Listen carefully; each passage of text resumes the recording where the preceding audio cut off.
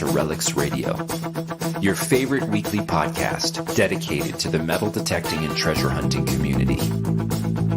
Here are your hosts, Ken from Adventures in Dirt and Tony from 5280 Adventures.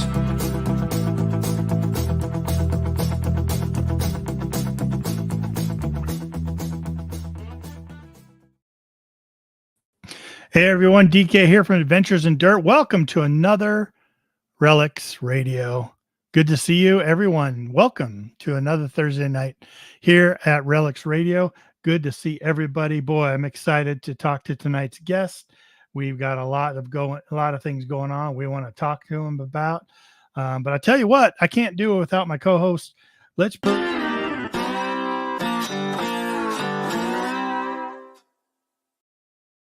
Tony, how you doing, buddy? Good morning. I'm good. How are you? Doing good. Good. Good. You know what's weird? Yeah. Like, that second part of the intro, I couldn't see it on my screen. Isn't that weird? Really? Yeah. That's different. Hiccup in the giddy up. It's on my end, though. It's definitely on my end. Okay. All right. Well, we'll figure it out. We're always talking about technical difficulties, right? Just letting it. We're live right now. Gotcha. Excellent. We are professionals, man. How's the week been? Shoot, you and I got out a little bit. We did. Gosh, last has it been the last 2 weekends I've been out? I think you came out with us last week. Yeah. Last week. Going out again Saturday. Unfortunately, life is happening for you and stuff. But starting to get back into the swing of things in terms of swinging, right? No pun intended, right? Right.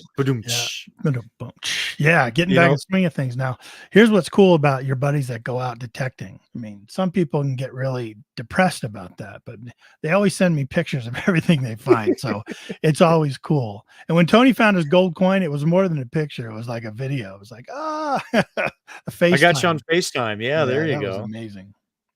No, I mean, I know last week or 2 weeks ago when I went out, I had to send you some stuff. You weren't out with us. And I was like, what is this thing? You're my go-to researcher when you're not with me. Chair. I'm your guy in the chair. So, yeah, that was cool. Yeah. So I found, so we went out to like an old mining site in Colorado and back to late 1880s up to about 19 teens. So found some silver, some mercury dime, but my big find was normally we find harmonica reeds, right? The insides, sometimes you find two of them with the wood in between it, right? Those are the things that we generally find. I actually found, for the first time I've ever found it, the actual descriptive top plate of the harmonica that told you what the name of it was. It actually turned out to be German from like the 1880s. And it was beautiful, man. It's so cool. Yeah. It's so cool. I've never seen it before. And actually, you did the research on it. You found one other person on Facebook in the history of Facebook that's found one just like it. Yeah. And they were up in Michigan. Couldn't find it anywhere else on the internet. Nowhere. Nothing on Google. Couldn't find it anywhere. So really interesting piece, interesting relic. And we always talk about going down the rabbit hole, the research of the finds that that's half the fun, right? Finding it and going, okay, what in the world is this thing? Now I got to go research it. So I had a great time with that. I know you saved the day by sending me that info. Yeah, but it even goes deeper than that. Like, we've heard that maybe there's some connection to Honer. And so I reached out to the company, and actually my email is now traveling over to Germany to see if they know anything about this possible connection. Like, man, I just love stuff like that, Real quick, we're talking about Buckle Boy Metal Detecting. Thanks for being in the chat, obviously. Says those thin plates are called scales. There you go. So that's right. I heard that referred to that. Harmonica scale. Yep. Harmonica, German harmonica scale. I had posted it on a couple different Facebook pages, and he had actually piped in as well. He liked it. So it's great. I mean, gosh, Buckle Boys just hit the knowledge is just insane. It's awesome. So, but we couldn't find hardly anything on that. Like, it was nice. We think it might be an early model of some other model. So really cool. Yeah. Hopefully we hear back from Germany, right? Yep. real quick. Let's say hi hello to some people that are joining us. A bunch of people coming in here.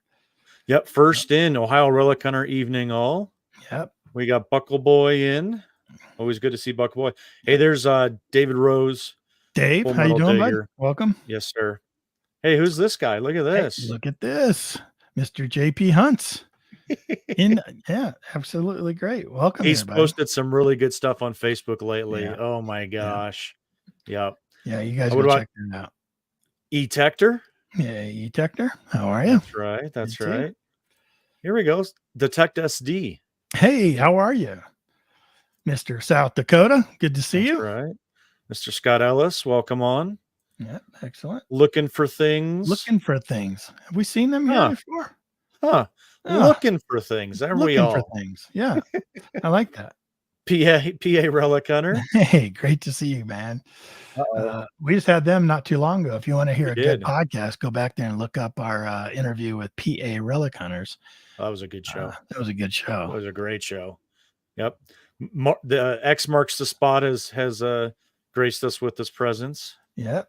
Brian, over at You're Digging It. Good to see you, man. Yep. Digging buddy.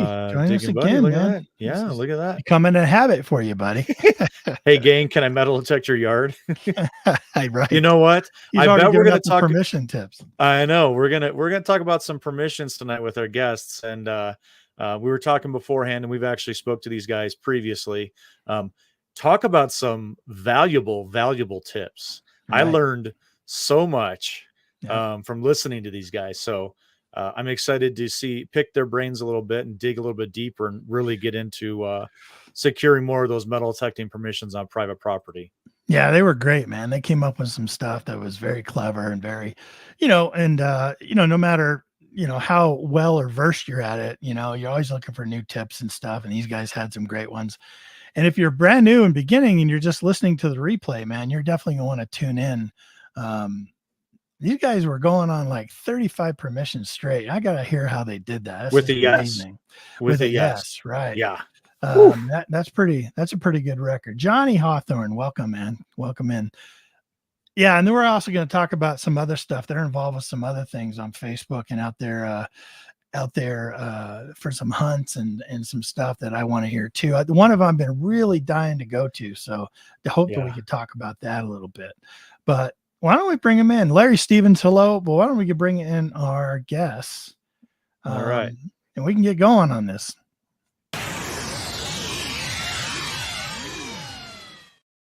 Hey, look at that. They just appear. What's up, guys? Hey. Good to see you again. It seems like we just saw each other. Yeah, it hadn't been too long. Yeah. Well, it was about 3 years before that, so we waited a long time. Right. Saw you in Oklahoma. A few years later, they were coming in. They actually came in to talk to our treasure hunting club about what they're going to talk about tonight. And it was, everyone talked about how great it was. And so we really appreciate you taking the time to come on out. Hey, maybe we'll see Patrick a little bit later.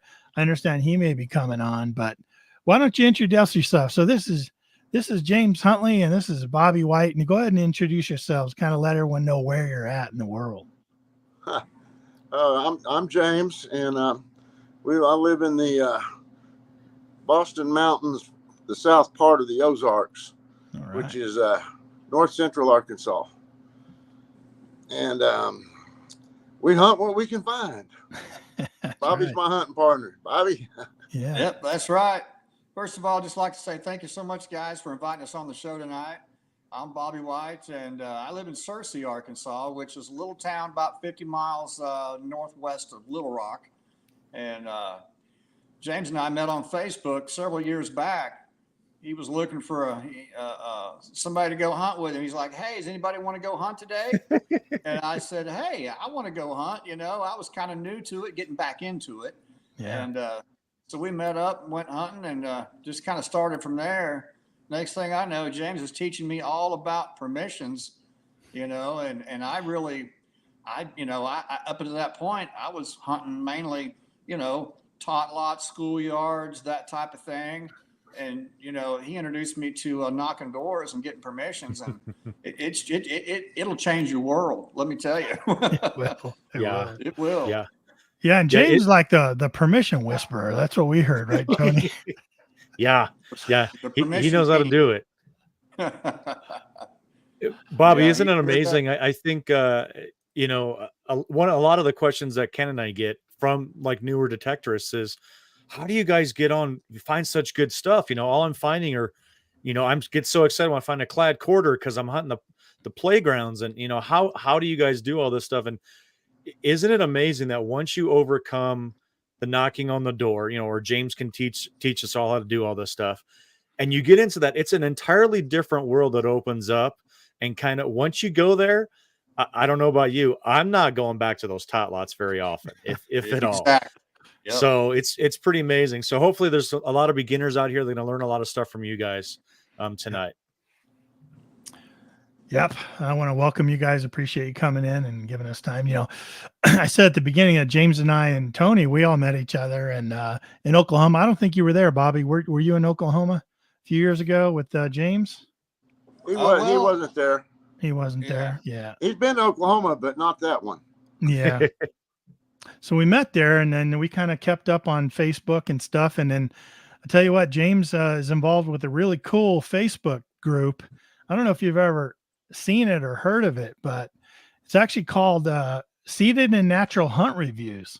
So, a lot of people like to go to seated hunts and natural hunts, and he thought, where would be a good place to have a bunch of reviews from people that go to these hunts? Isn't it cool that if you're going to go to a hunt, like we're going to be talking about the Treasure Fest hunt here in a little bit, but wouldn't it be cool to go to a Facebook group where people that have actually been there kind of share their opinions, right, James? Is that why you started it? That's it. In fact, our motto is only hunt the best. There's a lot of hunts out of there, and some of them are okay. Some of them aren't that great. Some of them are really good, and some of them are really bad. Yeah. And, if you're spending your money and you're traveling across country to go to a hunt, you need to pick one that's a good one. Yeah. Yeah, that's true. That's true. So if you guys get a chance, head on over there. I know Tony just posted the links in the chat, and I'm going to post them right down in the bottom of this, in the links down in the description of this video. And I'll also post them over there on Spreaker on our podcast audio replay down in the descriptions there. So if you're catching us on the replay, make sure you go down there and give that Facebook group a look. And go read through the descriptions. I'm saying it's really cool.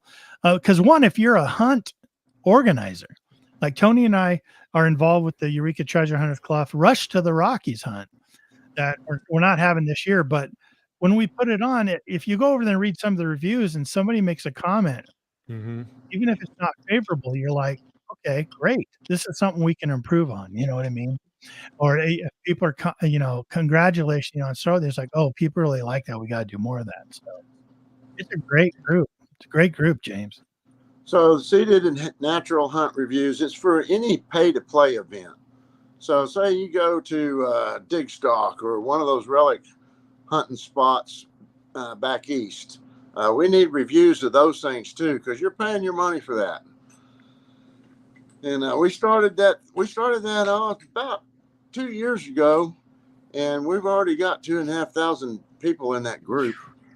And we run a current hunt schedule all the time, and we also try and get all of the PDF files of the hunt flyers. Oh wow! So if you pick out a hunt you want to go to, you could probably find the hunt flyer right there.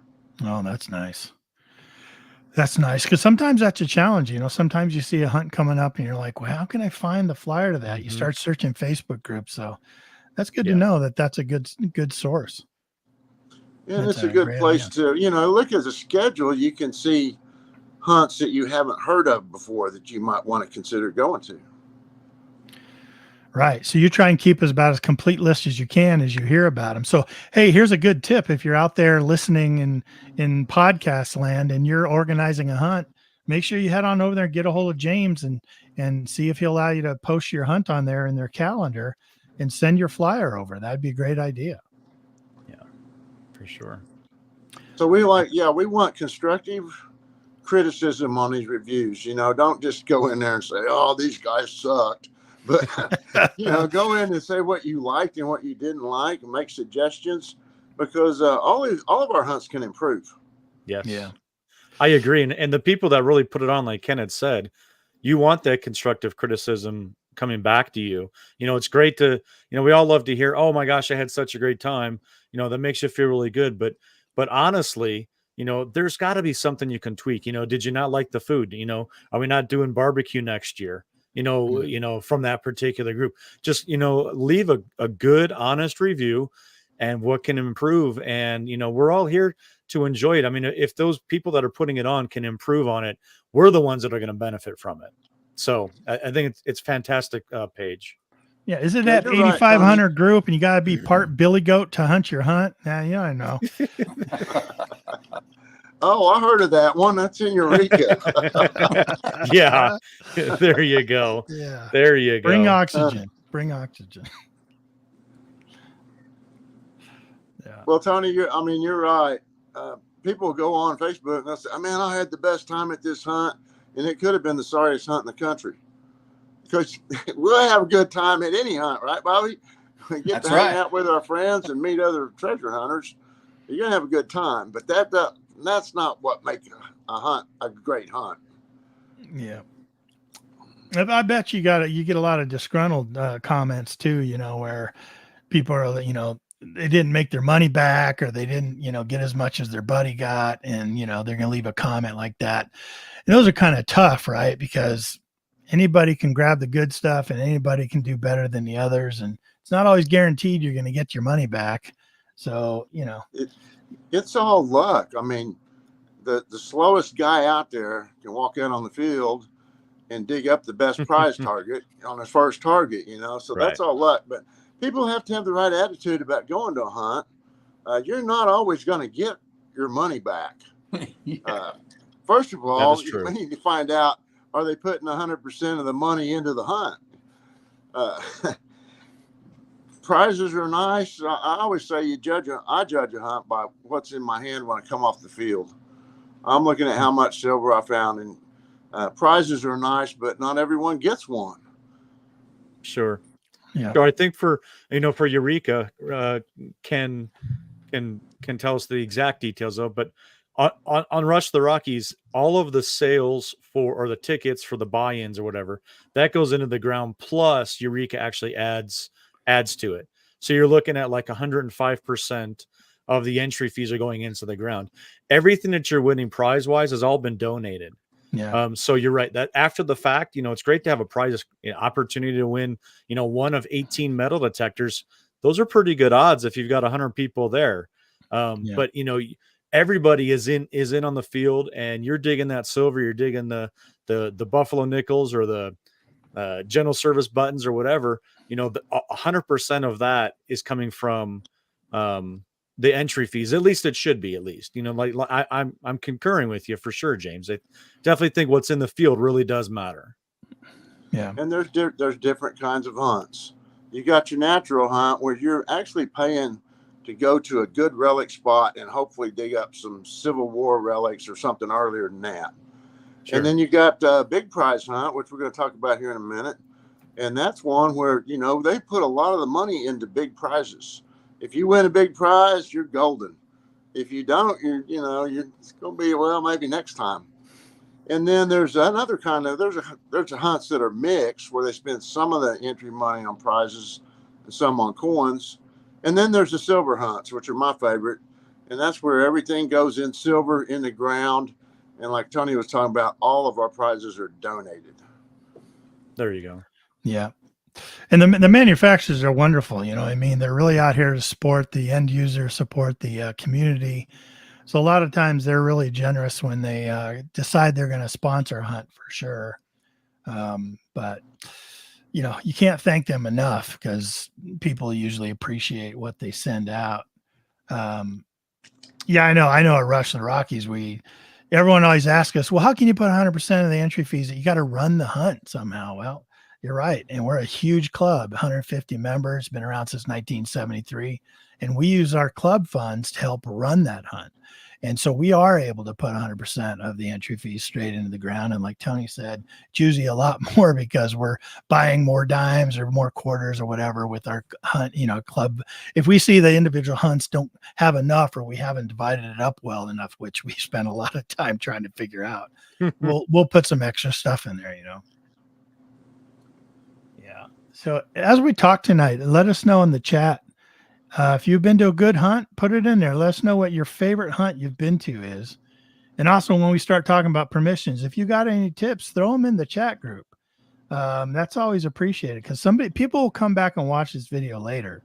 And not only do our guests have some wonderful tips and some secrets, but they'll learn from you too, from your chat, because people do watch the chat back. So absolutely. Yeah. Yep. But you guys belong to the club. Do you belong to the club over there, Bobby? You and James both? Yeah. You guys have a cool club over there. So you're talking about our Ozarks metal detecting club, and that is strictly a Facebook club.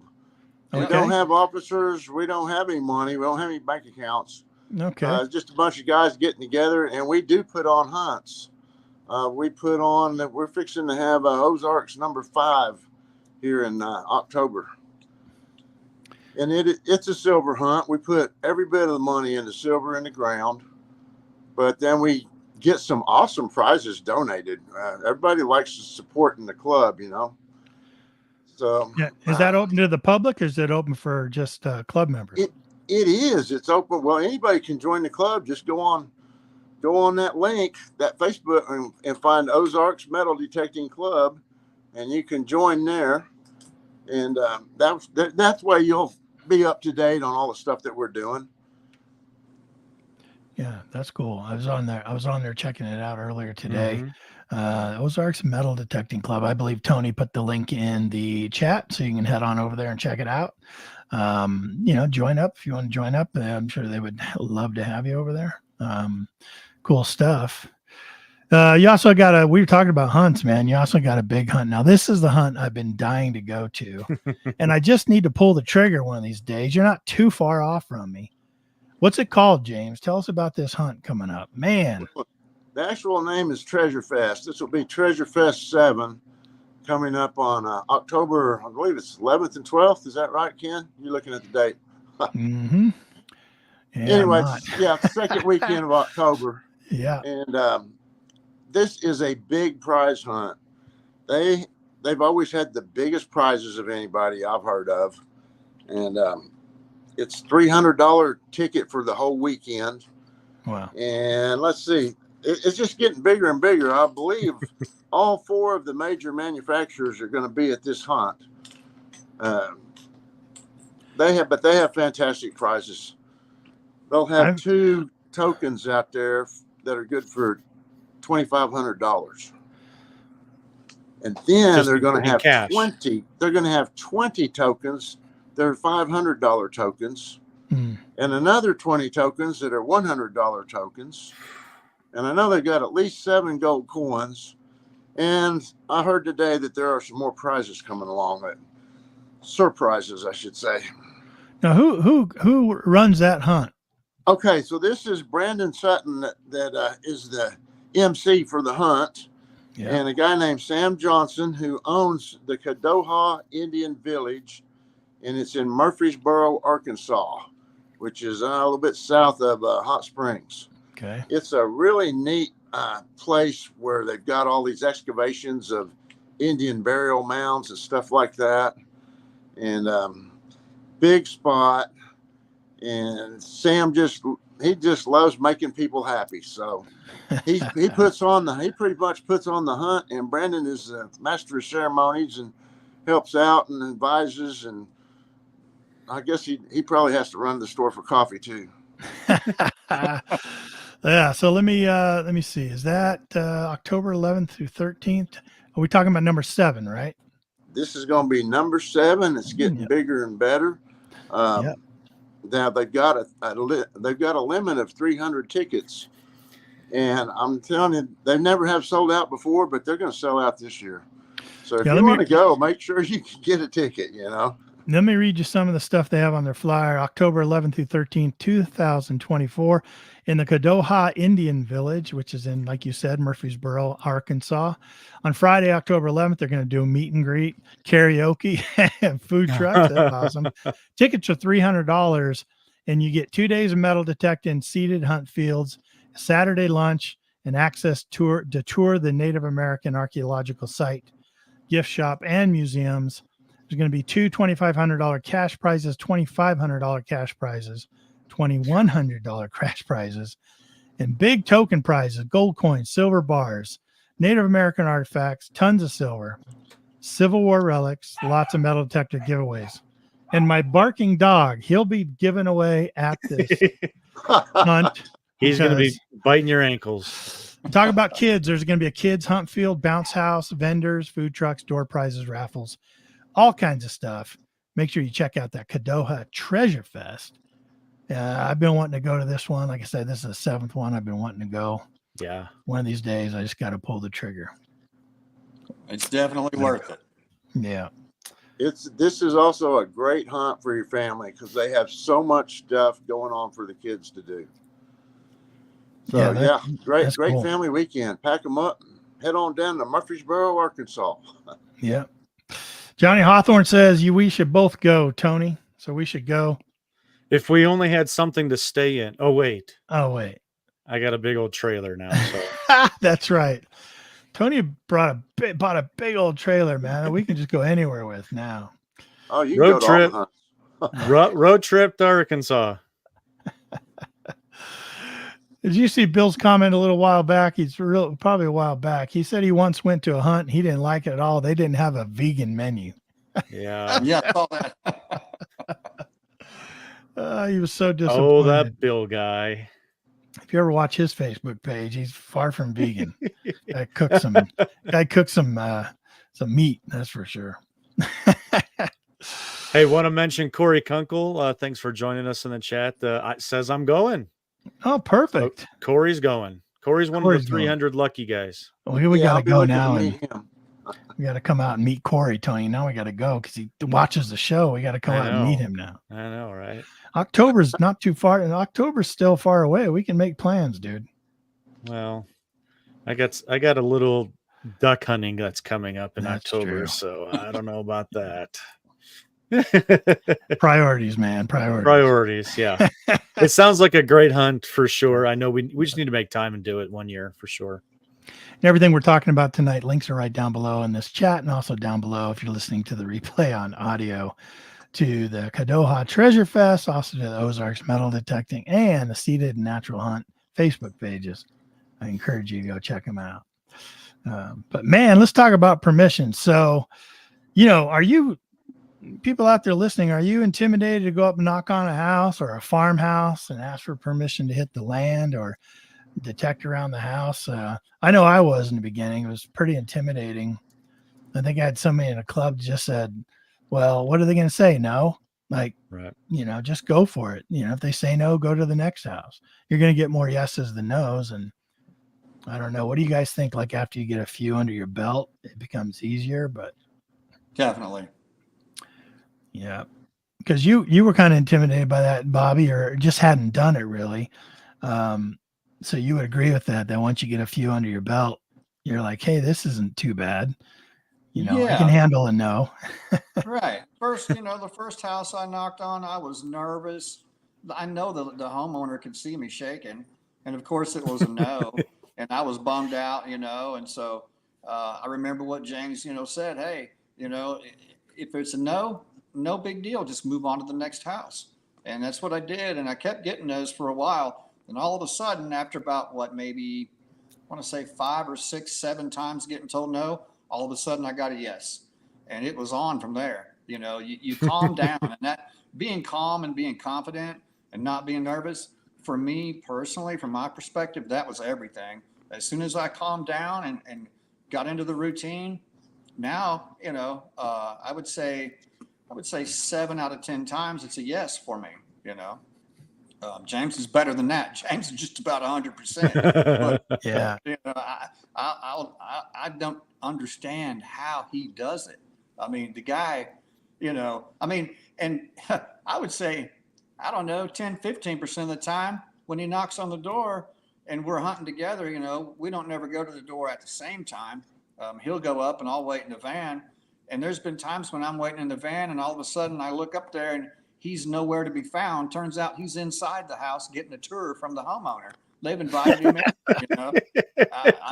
I don't know if I'll ever get that good. I have been invited in a couple times recently to see some houses that I've knocked on, you know, so that's kind of cool. But confidence for me, you know, it helped me so much. And after that, you know, like I say, I'm not afraid of any door now. I just go knock it. Yeah, absolutely.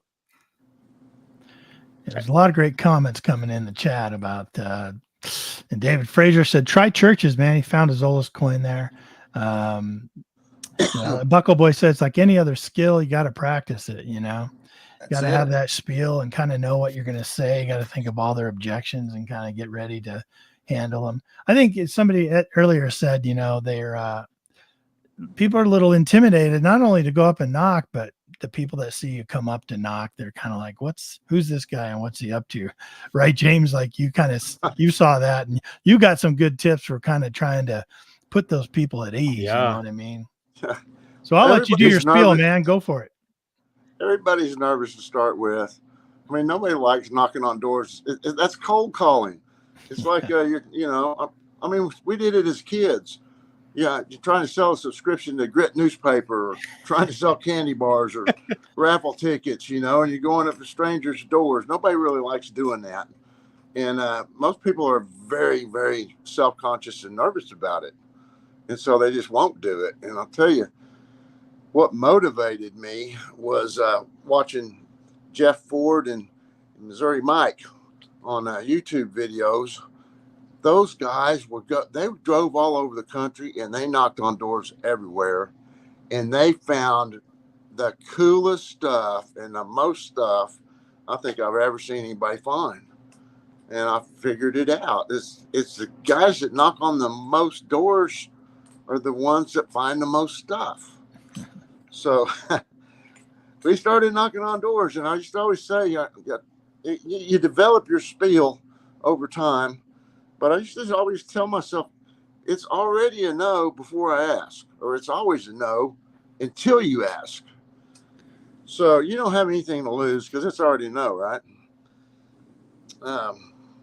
So yeah, I'll give you my spiel. I've developed this over the last couple of years. Bobby would sit in the van and I would knock on all the doors. I'm with you, Bobby. I'm with you, man. Well, but you know, eventually one day I wasn't around. He's by himself and he had to knock the doors himself. So he got good at it. Bobby's getting real good at it. But what I do is I'll wear a shirt like this that's got a collar on it. You leave your t-shirt in the car, you know. It don't take your equipment or anything like that with you. I usually will wear a ball cap, and the reason I do that is when they answer the door, I can take my cap off, which, you know, is a sign of respect. And so you want to do a little role play? Sure. Here with me? Yeah, you ready? Yeah. Here, I'll knock on the door. Okay. Can I help you? What are you selling? Hi, my name's James Huntley. Hey, I'm real interested in history, and I wanted to ask you about your house. You know how old this house is? Yeah. I think it goes back a generation or two. We've had it in our family. Well, I have a hard time with these brick houses, but this scalloping up here on the roof, I think that's some really old stuff. And I'm real interested in these houses. This is a really cool looking house. Have you had it a long time? Yeah, my family's had it. I think it goes back to, 1790, something like that. Oh, wow. That is fantastic. Man. So you kind of grew up here. You probably lost some stuff in your own yard, didn't you? Yeah, just quite a few Matchbox cars, I bet. Well, see, me and my friend Bobby, we're history chasers. What we do, we go out and we look for stuff like this. You can't see it on a picture, I guess. But I'll pull my hand out of my pocket and I've got 4 items in there. I call them my Baitcoins. And I'll pull those out and I'll show them. I'll say, this is what we go out and look for this stuff. And so I'll say, so here's Here's a World War II dime I found here a while back. This one is an Indian penny. They're kind of my favorite, but I don't find them very often. Then this right here is a 1911 dog tag. And then this token, this guy started this canning company, and he was canning tomatoes. And he would pay women to peel the tomatoes. And whenever they peeled a whole pail, he would give them one of these little tokens. Well, they could take these down to the bank and cash them in for a nickel a piece.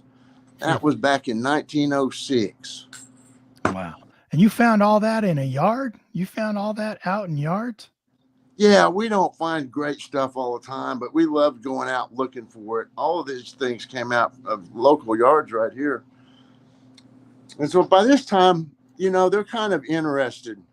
They're kind of, you've established a friendly rapport. You talk about them first in their house. Then you tell them what your hobby is. And then I'll say, I was just wanting to ask if you'd let me and my buddy look out here for an hour or two so we can find something out here in your front yard. That's it. That's all there is to it. Yeah. If you come up and you're coming across as kind of friendly, interesting, non-threatening, and you know, get them interested in their own history, it works almost every time. Sometimes I never get that far. Like Bobby said, I'll ask them about their house. Oh, you want to come in and see it? And I'll take me in and give me the tour And then he's on gone. the inside, you know. I have to wait They've till I get abducted back him out inside. on the porch before I ask them. But usually if they invite you in, it's almost always a yes. And I told you a story, Plugmaster Ford in Missouri, Mike. Jeff told me that's Mikey's doing. Like Mikey always ends up inside the house, having some tea, having some cookies, getting a tour of the house, and Jeff just hits the yard. Like they'll say yes, and next thing you know, Mikey's in the house, you know. So yeah, that's the advantage of going with a buddy. So one can always head into the house while the other one gets busy. And the thing about it is like based on what the homeowner's telling you, you know, when you're asking those questions about how old their home is, how long they lived there, a lot of times you'll spur up a conversation from them, and you can just kind of work off that. And you know, you might talk to them for 5-10 minutes before you ever ask them about their yard and hunting it, you know. But you're developing that rapport, as James said, and it works miracles when it comes time to ask for the permission. I mean, a lot of times they're like, yeah, no problem. Get on out there and hunt all you want, you know. Yeah, part of that is not what you actually say, but how you listen. You know what I mean? How you say definitely it, how got to you let listen them to them. talk. And that comes from being calm, because if you're nervous, you know, you can't think, or I can't. You know, I got to be calm and have it together. Carry on a good conversation. Yeah. I think when you've told that story about how you prepare going into it and things like that, the things that I like, the collared shirt, you know, you're not in a suit and tie, but you know, you're not looking all raggedy with holey jeans and a dirty shirt with stains on it, you know, sweat stains. The hat, I tell you what, James and Bobby, we just did that. we just used that. We used that last weekend. And we got permission. We did. There you go. We were with a very nervous couple of homeowners, husband and wife. They came out and they were wondering what me and my buddies were doing there, looking at their house. You know, it was kind of up in a remote area. So it's like they don't have too many people looking at their house, but it was very desirable to be, you know, beyond their house. And we kind of had to walk through their house. So we said, let's go for it. We're on the side of the road debating whether we should go up or not. And of course we went up there. I was wearing a ball cap and Tony was wearing a cowboy hat, and we walked out and they saw us. So they came out and met us at the bottom of the driveway. And Tony and I both stepped back and we took off our hat and we held it near our chest and we talked to them very calmly. Did exactly what you said, James. We just told them what we're looking for, asked, you know, that we saw on an old map that this house was there and, you know, how far back it goes. And boy, they were all full of information. And I was going to say, one of the key things was we asked them, do you know about, you know, this land and the house? Right. Once you asked them that and got them involved in telling their story about something that they're proud of, oh my gosh, I mean, this house was, do you remember the date, Ken? It was, No. it was 1800 something. We didn't even know that it was that old. We knew that there were potential of older homes on their land. We didn't know that the actual house was that old, but she started going off talking about the house, and it was actually a spring for the entire town, and then going and going and going and going. And, then it was like you said, oh my God, it's the replies. Oh, I didn't know it was that old. Oh, that sounds so cool. Yeah. And you're showing that excitement and the interest in what they're telling you about what their prized possession is as well. And she had paid found off for stuff. us. She had found stuff. Yeah. She was really eager to tell us all about what she had found already. And she said that some bottle diggers were up there already, but she doesn't think it was ever metal detected. And, man, it was the kind of thing where so they gave us permission. We started hitting it. We're up in this mountainside behind the house, and she comes up there and she's showing us pictures of the house from back in the day, like all excited and all proud of it. And we were just oohing and on. And she even got her information at the end of the day so she could send us those pictures, because we were just so into it. And I think that really, it helped because they were so into it and we were so into it, So that was wonderful, man. That was great. You had mentioned Baitcoins, and the whole chat went crazy for just Baitcoins. I think that's a fantastic term. I think it's a great idea. Yeah. We didn't have any coins to take with us, but we did take some relics up there and say, hey, when we metal tech, these are the kind of things that we're looking for. Not necessarily, things of monumental value, diamond rings and gold coins and, all these different, it's just like this piece of history, an old suspender clasp, like that to us is just like incredible. We love to see that. And just showing them what we're looking for as well is same idea with the Baitcoins. And I think a lot of people in the chat listening right now are going to start using what you called Baitcoins. I put it in there as quote Baitcoins, and they all thought that was fantastic. I guess I should tell you where I got that. Okay. I was watching an old movie about Mel Fisher chasing down the Atocha.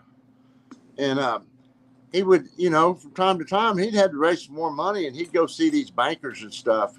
So when he got into the banker's office and would shake their hands, and he'd accidentally drop gold coins all over the carpet. Accidentally. So the bankers would get out there and help him picking up the gold coins, and now they're holding the gold coins in their hands. And so that coin was the bait to try and get them to invest in his operations. That's where I learned about Baitcoins. That's awesome. It works great. And another thing is the card. The card works well for me. Tell us about that card. It's just, a business card like you'd order off Vistaprint. They're relatively inexpensive. I don't have one here handy where I can grab it, but just imagine a business card with your name, your phone number, your email address. Mine has a picture of the American flag on the front, and on the back, it's just got a bunch of like random coins. And I went and I joined the Arkansas Historical Society. And so I printed on my card, member of Arkansas Historical Society. That's and beautiful. As soon as they open the door, I say, hi, I'm Bobby White, and I hand them that card. And, and sometimes, depending upon how they react, I'll say, and I'm not selling nothing. I'm here to talk about your house. I think this house is amazing. How old is it? Do you know? And then go off into that, and then work your way into the Baitcoins. And like I say, that helps, I think, give them comfort in knowing you're handing them all your contact information, So it works good for me with the Baitcoins for sure. Yeah. And what's funny is that Tony and I have shown relics to people in the past, but we kind of fallen off doing that. But it was your guys' appearance with the Eureka Treasure Hunters Club that had us taking off our hats and had us bring some bait relics with us. So were you using your advice right away at this first kind of permission we wanted to go get? And it worked. It worked great for sure. Well, let me ask you, wasn't that a whole lot better than going down to that old school and digging up a bunch of clad? 100%. 100%. I told you, once you start door knocking and getting on privates, to me, you're never going to go back to digging parks. I just, unless you're into, finding gold rings and, I mean, it's not having bad. that opportunity, right? I mean, you're going to find you could have that opportunity to find some really good up-to-date current type of jewelry and things like that. But Ken and I, we're all about the relics. We're all about old, and you got to get on old permissions in order to find that. And this is how you do it. You door knock. Yeah, these days, all I use parks for is every now and then if I've been skunked. Sometimes you go on a streak like that, right? Sometimes I'll run over to the park just to find some things. You know what I mean?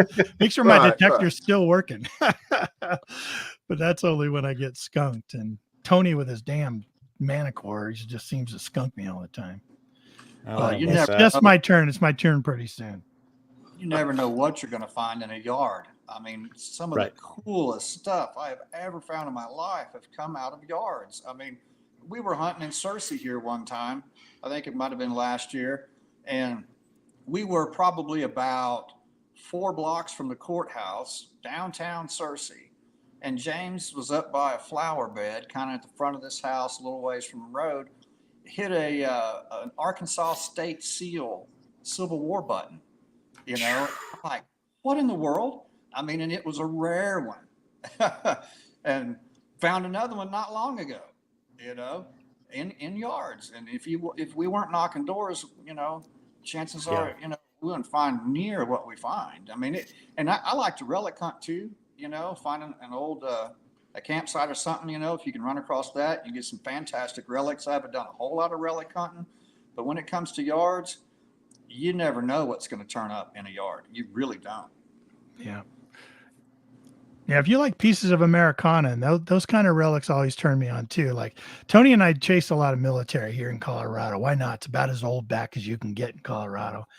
But when we were knocking on doors and hunting yards, man, some of the coolest relics. Mm-hmm. I'll never forget this one yard. I tell this story all the time. Knocking on doors, we get this house, about 1915, 1920 house. We get permission. Of course, Tony picks the shaded side of the yard. I get the sunny side of the yard.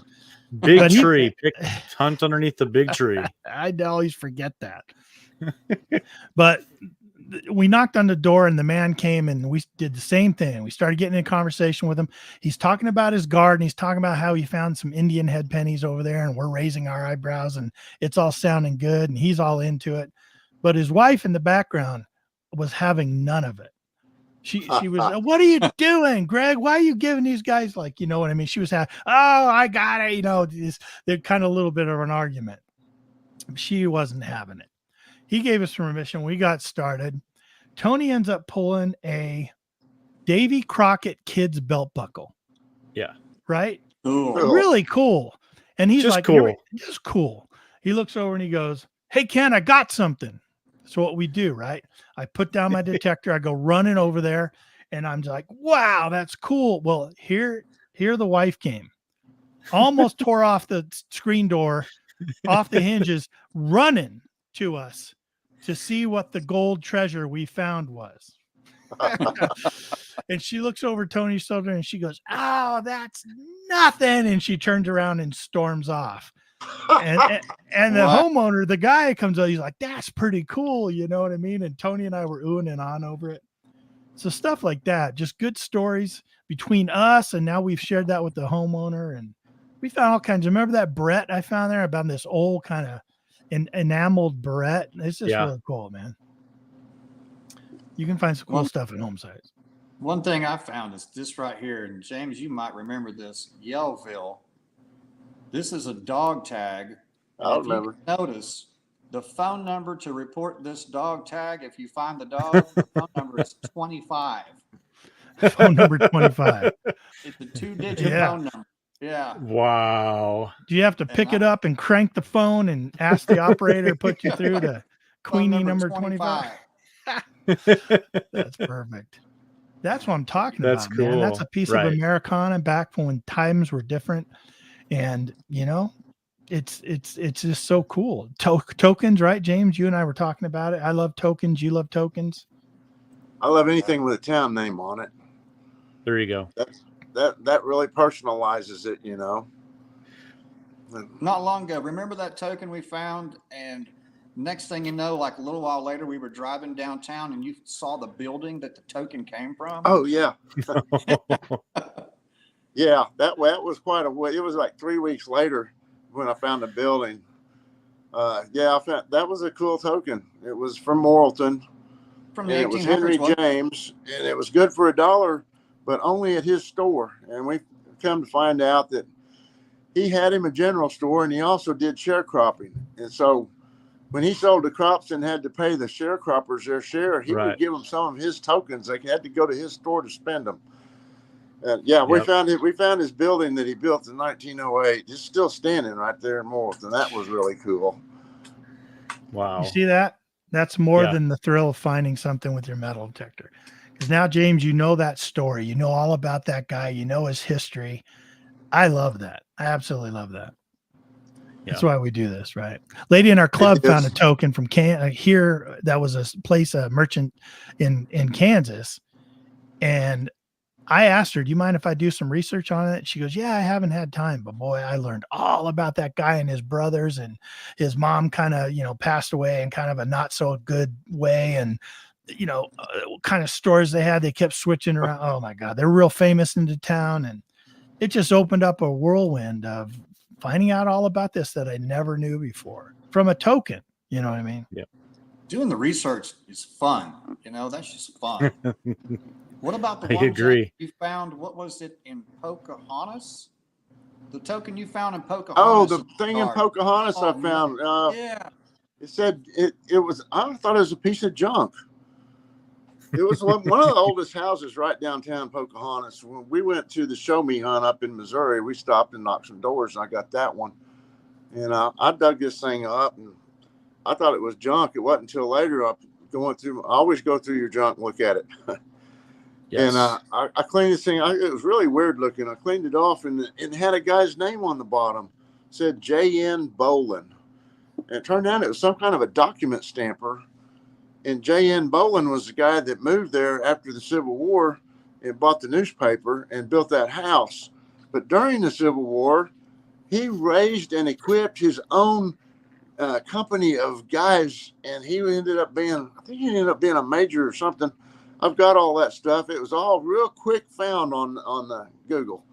When you had the guy's name typed it in, wow, there it is. That was a real unusual piece, though, and I almost threw it in the trash. Wow. Wow.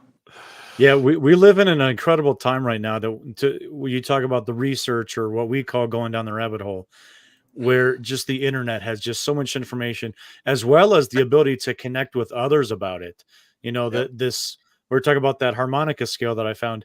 I reached out to the guy up in Michigan that posted the picture of it. I was talking to him for a couple of days about this harmonica scale.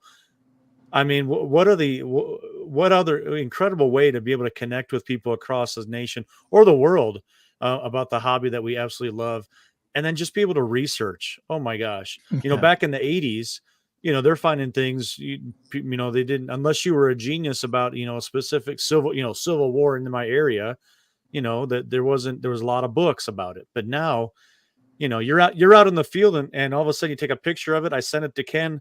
I'm looking it up right now, and within 3 minutes exactly what it was, and who this guy was and where he moved from back.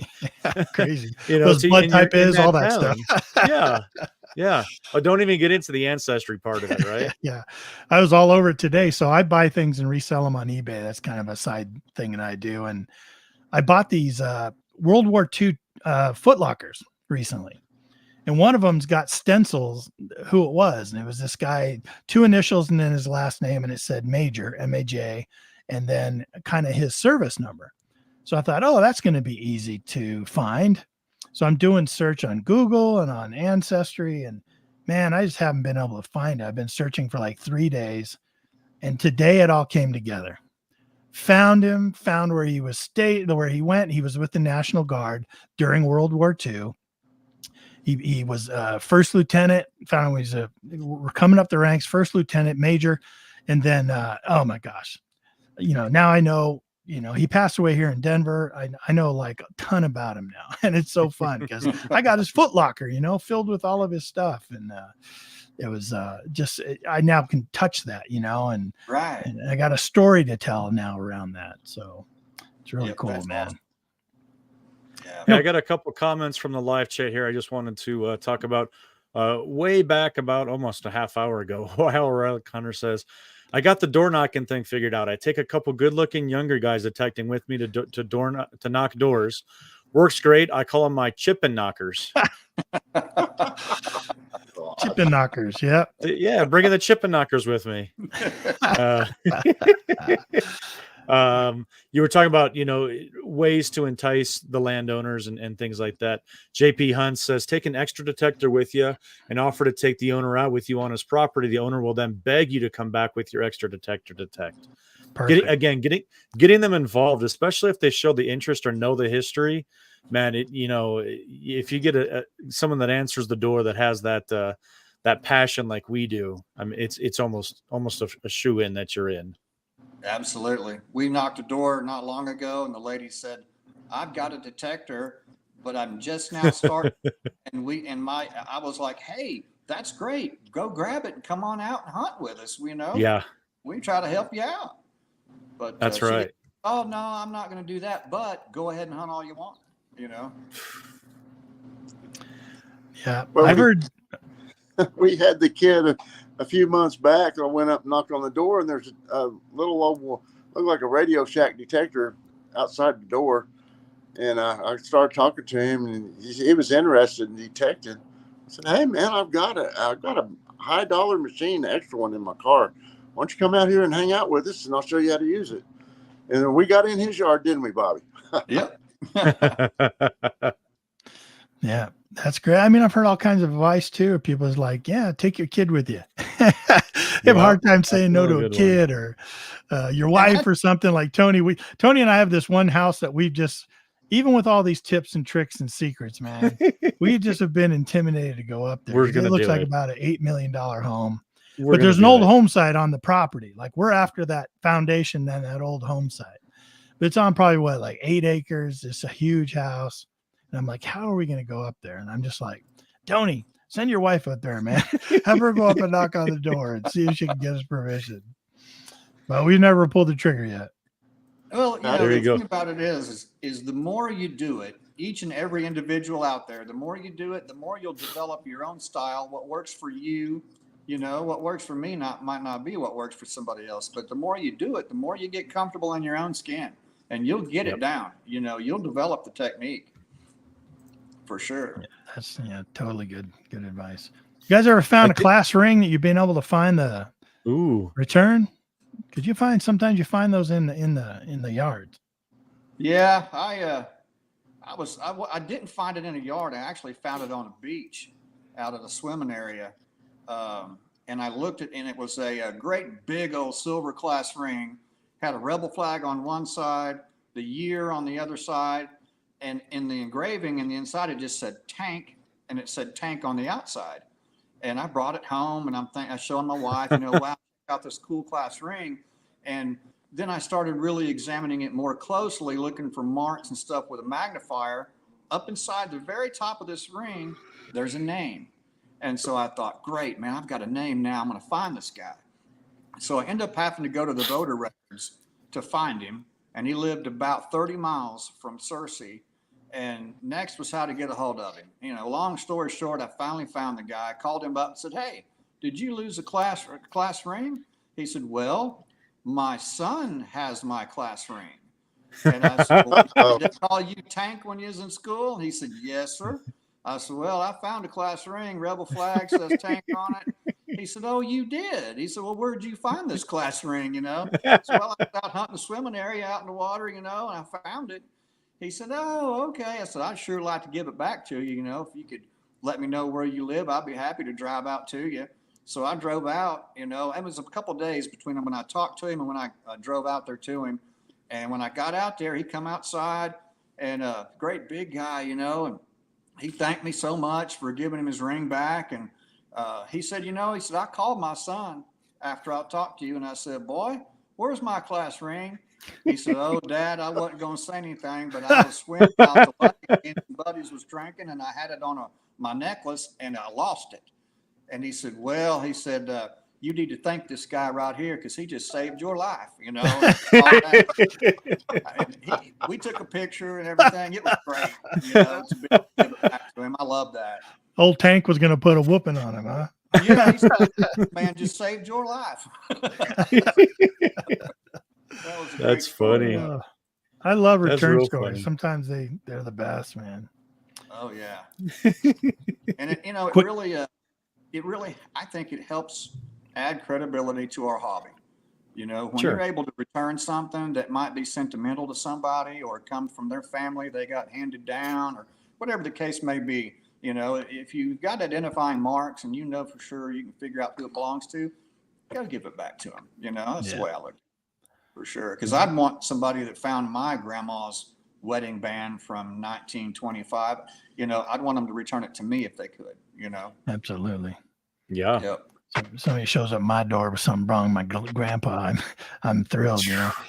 Quick story: we had a guy on the show a while back. I can't even remember who it was, but I'll always remember the story.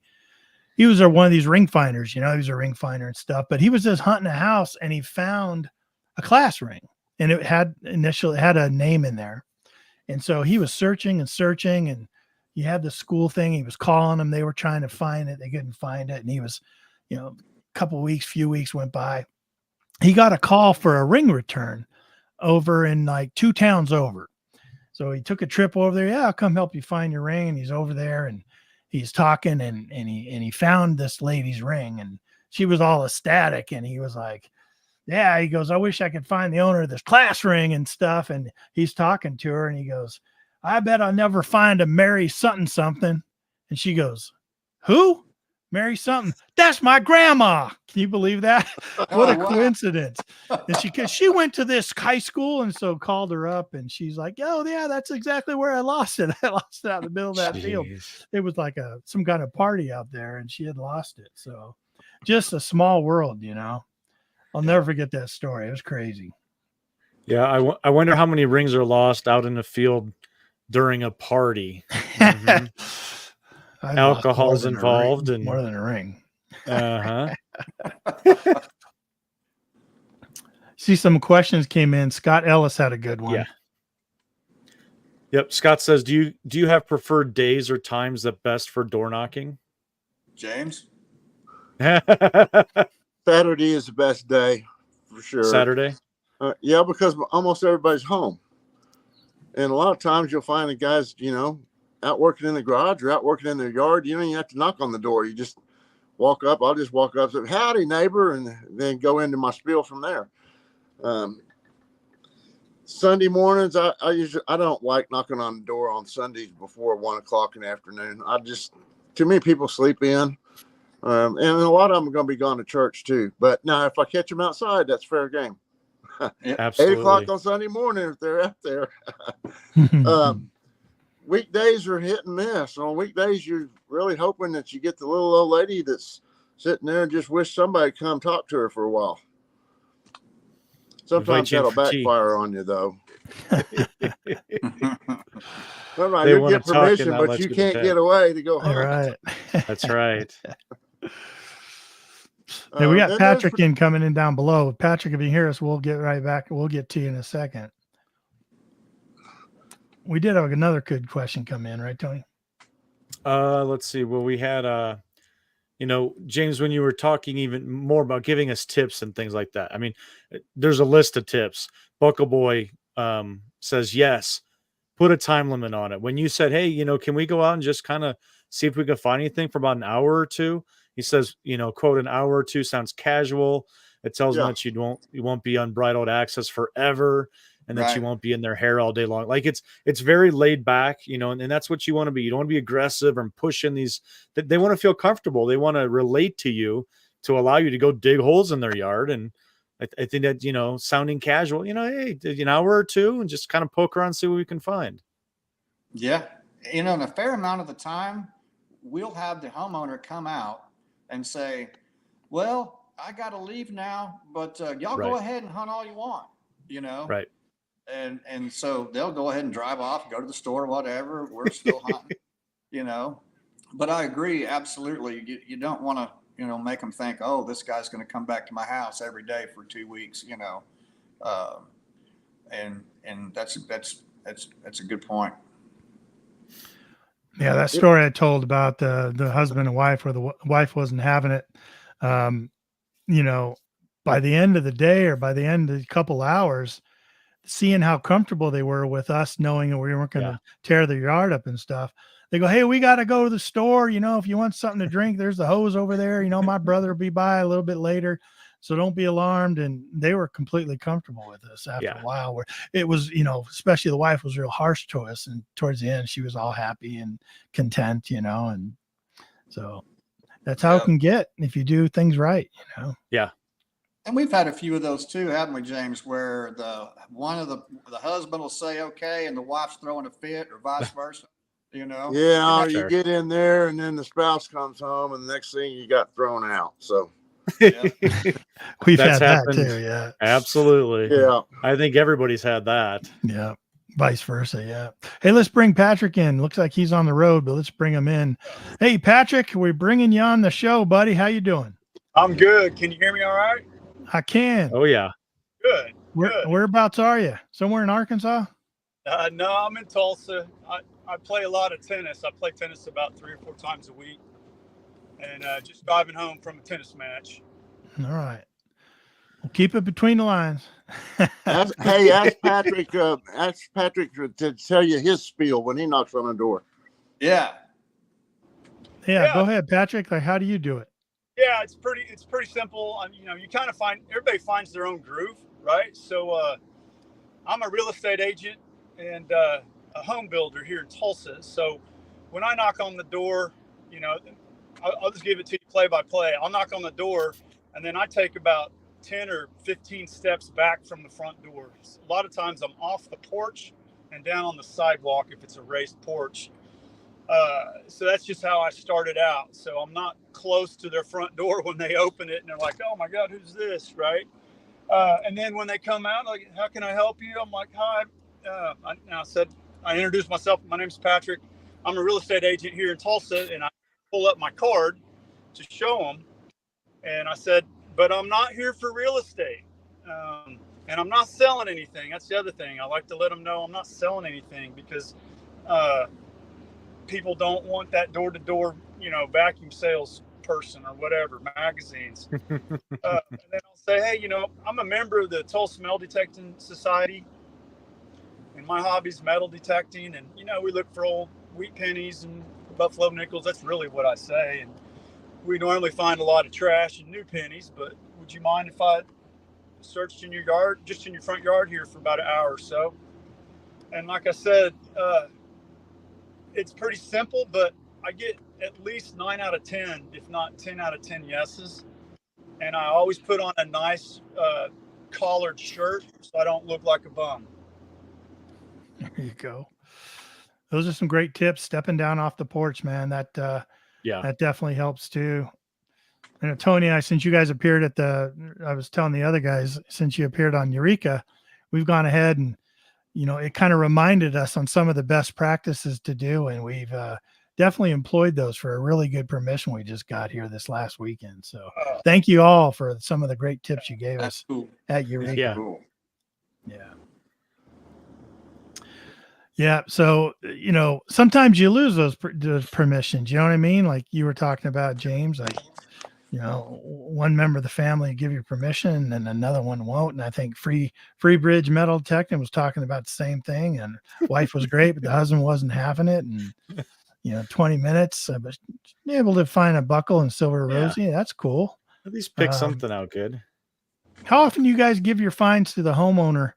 How does all that go? Is it always? Is it rarely? Like, what do you guys experience over there? I usually tell them, if they act interested, I'll say, hey, if you're interested, I'll come back and show you what I find. Or if I don't find anything but junk, I won't knock on the door and bother you again. But I'll go back and show them. I usually have a whole box lid full of junk and pennies, and I'm happy to give them wheat pennies. I've got a whole jar full of them.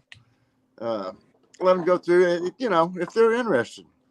Most of the time, though, they'll say, "Oh no, you worked real hard for that. You just keep all that." Yeah. I didn't tell you what I do about the bird doggers either.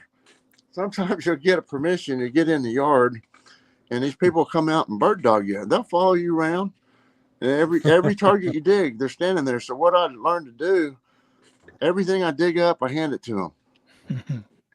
And they'll have before long, they got a handful of coins and junk and stuff like that. They're wondering, what am I supposed to do with all this? Usually they'll give it back to you, or they'll go on in the house and leave you alone. That's a great tip too, because sometimes you do. We kind of had one on that permission. She wanted to come along and see what we were doing, and that's fine, man. Absolutely. Yeah. And it was great because she was there when I found this really old, like Victorian shoe. The soil here in Colorado is very gentle to relics. It actually is. It's loamy. It's really sort of gentle. And this was old Victorian shoe, with the lace up rivets going up the sides, and the leather was still intact. It was all falling apart from the heel and all that, but the heel was still intact. The sole was still intact, but all that stuff was right in along with it. And really small. It had to be like a kid or a young lady's boot, but really cool when I pulled that out and was able to show her, and she was just thrilled that it was there. But no, she wanted to check out. She wanted, they gave us permission. She wanted to check out, make sure we were doing things right, and we weren't digging pits in her land and leaving them open and stuff. So, and then after we showed her what we were doing, we got along great, man. She loved it. She loved it. Yeah. Sometimes, speaking of people making sure you're taking care of their yard, sometimes, I'll have people give me the impression they think that I'm going to mess up their yard. And whenever I get that vibe, I'll just show them my Baitcoin and say, now remember, I'm only looking for these types of items. So I'm not going to leave giant holes in your yard. If I get a signal and it goes 3 foot, I'm going to leave that alone. I'm just looking for these type of signals. And I approach it like a watermelon plug. When I find my signal, I'm going to dig a circle around it, pull that ground out, get the target out, put that plug right back in. And if I do it right, if I do my job right, when I leave, you'll never know I was here, and that's worked a lot of times. I say, oh, okay, well, go ahead, Yeah. When they ask me, are you going to be digging? I'll tell them what we do is I'm real good at recovering a target from the ground without hurting it. But what we do is we'll cut a plug like they do on a golf course when they move the hole on a golf course. We'll cut a plug. We'll get our target out. We'll put that plug back down. And since the grass is dormant, it will not hurt the grass at all. You'll never know we were there. That's a good We're tip talking there. about other tips. Don't take your shovel in the yard with you. Oh, yeah. Yes. No shovels. No shovels. No shovels. Only hand diggers, right? That's right. Yeah. We were talking about cutting plugs when it's hot and kind of, you don't want to leave a big, dead spot in these yards when you go. Now I've heard some people that'll do that in the heat, and they'll bring water with them actually and replace the plug and actually pour water over it. But how do you guys experience that? How do you guys deal with that when you're digging it? Because you guys are hot over there right now, in Arizona, or Arkansas. Yeah. So, how do you guys deal with the heat and and the lawns and stuff? That's what happened. That happened to me when I was first started hunting. We were down at Mulgee knocking doors, and back in 86 or 83. Anyway, we got in this yard and we found a bunch of good stuff in this yard and ran out of time. So the next week I'm like, I want to go back and hunt the rest of that yard. Went back down there. Everywhere we dug was a brown circle in the green yard. Yeah. I didn't even stop. I was so embarrassed. And ever since then, if the ground is too dry, I'm not going to dig in the yard. Now, sometimes the ground will be so dry that all of the grass is dead, and then you're okay, but you kind of need a chip hammer to get your targets out. Right. Yeah. And then some homeowners, it's not important to them. They just, like that lady the last week or so, she just, go ahead, it's all good, And, but we always try to take care of the yard, but you're right. You can't avoid those brown circles. if it's the heat of the year and you got a nice, pretty green lawn, you might want to wait on that one. Yeah. I had one permission. I was trying to avoid those brown spots, and after I dug my first plug and I put it back down to make sure it was nice and saturated, I stood up and I just peed right on the hole there, and the homeowner threw me out. Yeah, it didn't go very well. I'm trying to protect your grass, ma'am. It didn't go over well. Oh, Tony. Well, unless you're like my dog and you can pee on a whole bunch of spots. Yeah, that's true. not going to work Oh very well. We got an answer in the chat here. Metal Detecting NC says, in a nice or manicured yard, use a drop cloth. Leave no trace. You are being watched. Absolutely. That's a good tip there, too. That is a good tip. I carry a folded up paper plate in the van, but I usually don't use it because I'm not digging big plugs. I'm digging little small ones. I don't get loose dirt all over the place. But now, if it's muddy, you really need a drop cloth. Sure. Yeah. And that's a good point. Do keep in mind that, just think if you were a homeowner and somebody's outside after you give them permission, they're going to look out that window and watch it. Well, maybe not the whole time, but they're going to take a glance out there every now and then, see what you're up to. I believe, Yeah, they are. Good point. There's some other tips we need to get in there. You might consider carrying pepper spray with you. I've been meaning to get some for a long time, and I'm a procrastinator. But pepper spray is really good if you get a crackhead after you or a big dog. Either one. Either one. Time to get to the car. It works on both. Works on big dogs and crackheads too. Oh man. Yeah, and but it's very, just for safety. It's best to go out 2x2, man. Somebody's got your back.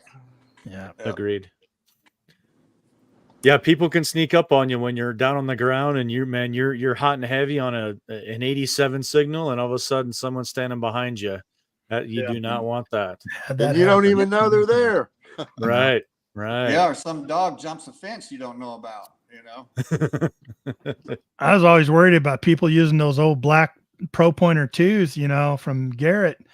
You're down in a hole, you're digging, you got some police officers walking up behind you and jump up with that black barrel looking pinpointer. That could turn into an accident, man. I gotta throw that disclaimer out there too. If you're gonna knock doors for a while, eventually you're gonna get the cops called on you. Oh yeah, get ready. Yep. In a neighborhood, you're going door to door, and all of a sudden the police are on you after 3 doors. Yeah. Not all of the little old ladies that answer the doors, not all of them are nice. Some of them are busybodies and they don't have anything else to do.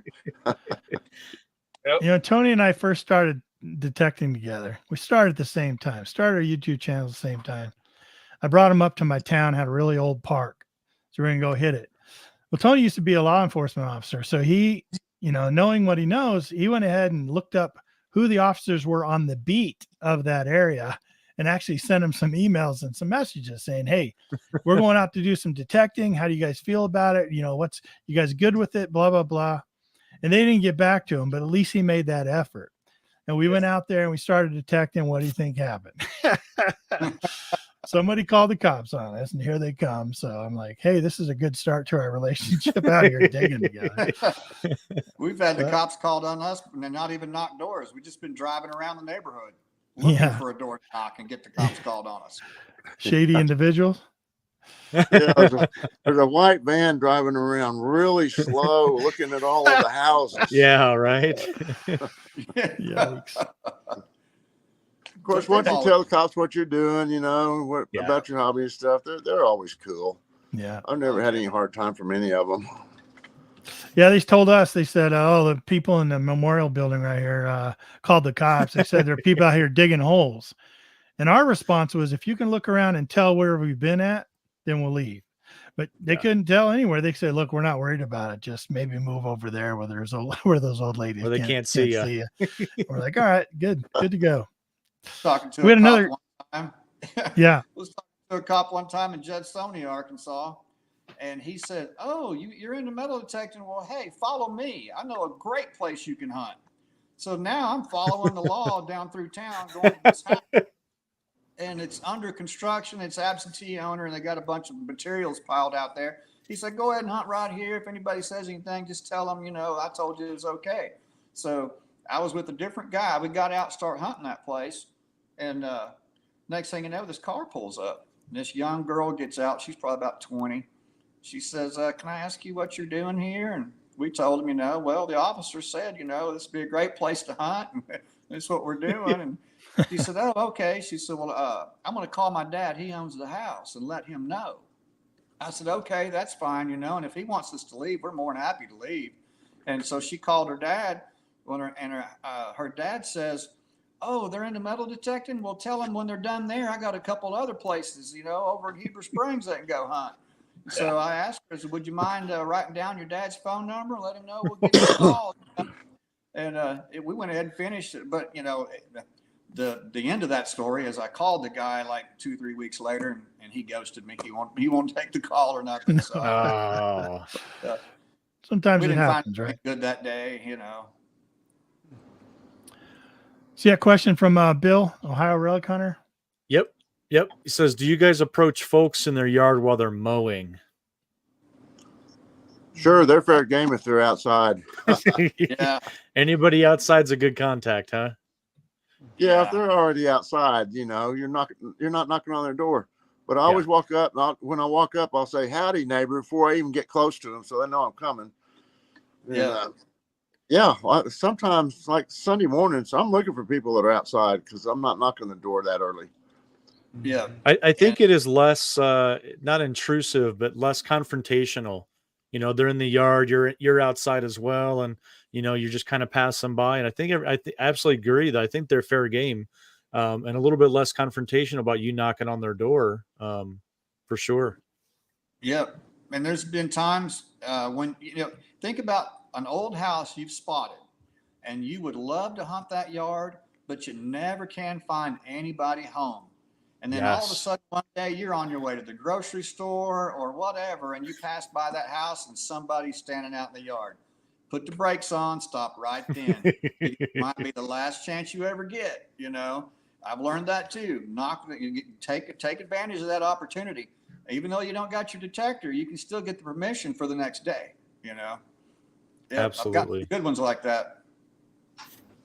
Oh, but how dare you not having your detector in your car at all times? Yeah, I know. That's my bad. Hey, Patrick, have you ever gotten multiple permissions on the same day, like just going house to house? Yeah, I got a real good story for you. James and I were metal detecting down in Fort Gibson, Oklahoma, which is our oldest part of Oklahoma. So military, 1830s, and I go through my bill. Hey, I'm a real estate agent, here in Tulsa, and let me give you my card. Here's my card, all my information, and so he gives us permission, and then he's like, oh, and you can hunt this field across the street, and so we got like 3 permissions out of it, two like land permissions. Plus his house was like 1890. Then I'll add one more to it. I ended up becoming his real estate agent, sold his tiny house, and I have his land across the street that's 1.5 acres, and I have it for sale currently. So yeah, it's pretty cool. That's a good story. I know Bobby and I got one time in BB. And the lady says, oh, you got to come look at my other house. And we couldn't even hunt. She made us follow her down the street, about a block down the street, to show her the other house, and told us we could go over there and hunt that one too. Yep. Heck yeah. E-Tector had a great tip too. He's E-Tector says, if you go there early in the morning, stop and pick up some donuts and give them to the owner. If you're I love that. That's great. They might not like them or whatever, but that's perfect. Yeah, perfect. Let me tell you, I got a permission down in Fort Gibson. I still have the permission, and the lady's renting the property. So she's like, I don't know if I can give permission, and I just hit it off with her, And I said, well, what kind of wine do you like? And she goes, I don't like, I like beer. I said, well, I'll bring you a 6-pack when I come back. And now every time I go down there, I bring her a 6er, and she just thinks I'm the best sliced bread. And we pulled some good relics out of her property that she's leasing. So it's pretty cool. Yeah, if you ever go back, man, bring the landowner something. I know I've brought peaches and they just love it. Yep. You know, from the local fruit stand, but bringing some beer, Tony. You kind of remember that, like, with Michael. Yeah, we had a permit. Our buddy up north, he had a permission on this corner lot, and it was a log cabin still standing. You know, other buildings and houses on the property as well, but the original log cabin still on the front of the building, and 2 old guys that live there. And they were into beer and some of the wacky tobacco. So our buddy went and stopped and just picked up a couple beers and a little baggie and said, "Here you go. Thank you very much. We appreciate the opportunity." Yeah, we went on our way, and we found silver. We found military. Come back anytime. They invited us back a whole bunch. I don't know why. Yeah, we became their suppliers or something. It was great, but we loved it, man. It was great permission. Like we never thought we'd get it, but this guy worked on it and really crazy. Yeah, take stuff with you. Absolutely. Got to say hey to Okie John jumped in the chat there. Yeah. What's up, John? Man, good to see you, bud. Yeah, congratulations, man. You've been doing really well. Been checking out your pictures, man. You've been doing really well. So congratulations to you. Yeah, absolutely. That's right, man. Cool, man. Well, yeah, there's been a lot of great tips shared tonight, fellas, and everyone is going to appreciate that, especially if you're listening on the replay. Man, you can pick up so much stuff. I know Tony and I did. Even everyone in the chat has had some great tips, and not only is it how you enter the permission, but it's also how you exit. You know what I mean? Make sure you thank them, show them what you found, be real polite. And most times than not, they'll invite you back because, like James was saying, you get in a conversation with them. Sometimes if it's an old home, it's an older homeowner and they just like talking, sharing their history. Man, Tony and I were at a permission recently, and it was on a big piece of land. And boy, the homeowner knew so much about the land. It's been in her family for 3-4 generations, and she liked nothing better than just to sit out at a table after we were done hunting. We were exhausted, man. We'd walked 20,000 steps, but she just wanted to talk about all kinds of stuff. And it was so great. She knew stuff we didn't even research yet. Yeah. She just was pointing us in this direction. Go see Tom over here. He'll let you. He used to have this on his land. It was a gold mine. It was great. Yeah. I got a good tip right there, because the next time I get one that I'm going to hit early in the morning and it's a super cool looking yard, I'm dying to get in there, I'm going to try the donut trick. I like that. There you go. Yeah. Just, get a half a dozen even. Yeah. Sure. You walk up with donuts, they know you're not selling anything, You're there to give, not take. Yeah. I'm a giver. Here's my card and here's some donuts, How old's your house? Yeah. Yeah, that's a good tip. Yeah. I like it. Buckle Boy says he got permission from a 90-year-old woman, 90, back in 2008. Said her property was loaded with Civil War relics, and she didn't care a bit about the rusty junk and bullets, but really liked the bottles he found. So there you go. Well, he followed up. He said, so I brought her an antique bottle every time I came to dig. Perfect. Heck yeah. Absolutely. Well, look, guys, we're about out of time. I want to thank you all for tuning in, getting on the show with us and giving your time again. Hour and a half flies by, doesn't it, guys? But Patrick, it's always fun. Thank you, Patrick, for jumping in, in your car and making the time to talk to us. And Bobby, gosh, man, it's been so great. We appreciate it. We'll give you guys your last word, and then we'll go ahead and do our outro thing and say goodbye. Tony and I, we usually ask people to hang on after the show, so we'll all say our personal goodbyes after the show when we're down in the green room. But you guys just want to say final words to people that are listening and watching, feel free. Well, yeah, tell Buckle Boy he needs to invite his Arkansas neighbors come down there and hunt with him. There you go. That's right. Yep. We're trying to convince him that Colorado's a neighbor as well. Listen, I got to hunt with Buckle Boy, and I'll tell you what, he's a stand-up guy, and I really appreciate it. He made his way to Colorado one time. We hooked up, and class act, that guy. Bobby, you got anything you want to say to everybody? I would just say, again, it's all about confidence. Don't give up. Don't get discouraged when you hit them no's. Just keep right on knocking. Appreciate everybody joining tonight, being part of the conversation, offering the tips. Like I say, we can all learn from each other. That's what it's all about. Develop your own style, go out there and knock them dead. There you go. Yeah. How about you, Patrick? Any final parting words for everyone out there?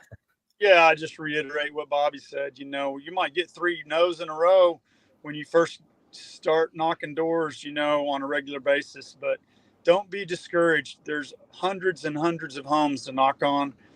After you get your style going, you're going to get yes, yes, yes, yes, yes. Yep. And just smile and be happy. People will read your body language. There you go. That's a great tip. That's a great tip. Okay, you guys hang on down in the green room. We'll be right back with you. Appreciate you guys being on. Absolutely.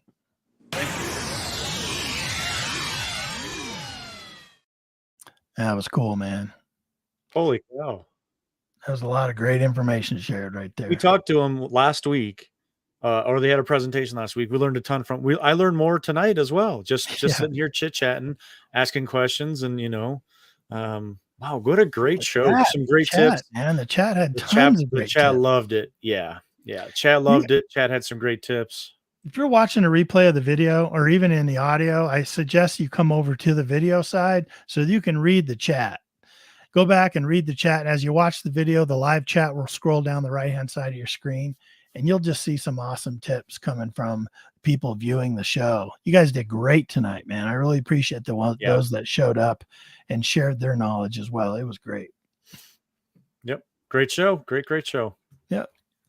So tune in next week. We have another great show. What's up with you, Tony? What do you got going on? Yeah, digging Saturday. Going back out to the old mining town, and only got a couple hours, but gonna get out there. We found stuff before. I know it's all there. Lots and lots of iron. Wish I had the M8 for the Manicore. If Mine Lab's listening, I would love to have one sent to me. I would use the hell out of it. Come on, kidding, Debbie. So yeah. Yep. Yeah, that's up and coming digging. Yep. I'm not going with you. It's my anniversary this weekend, and I got some yard work to do. And then I'm actually out a week. I'm out of town next weekend through the rest of the following week. But when I get back on Wednesday that week, boy, we're gonna do some detecting, man. Especially over when the break hits and Labor Day and all that. So can't wait. Well, everyone, thanks for showing up, watching another Relics Radio here live on 5280 Adventures. For those of you that listen to the replay, we appreciate you. We see you there. And throw us some messages. Let us know who you want to see next here. We've got some great people lined up. It's going to be exciting next few weeks, I'll tell you that. Yep. Good guests, and let us know if you guys find anything for sure.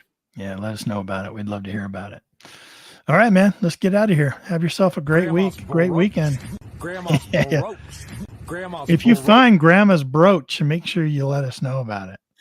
There we go. Right. Have a great weekend. Everyone stay safe. Thank you so much for listening to Relics Radio.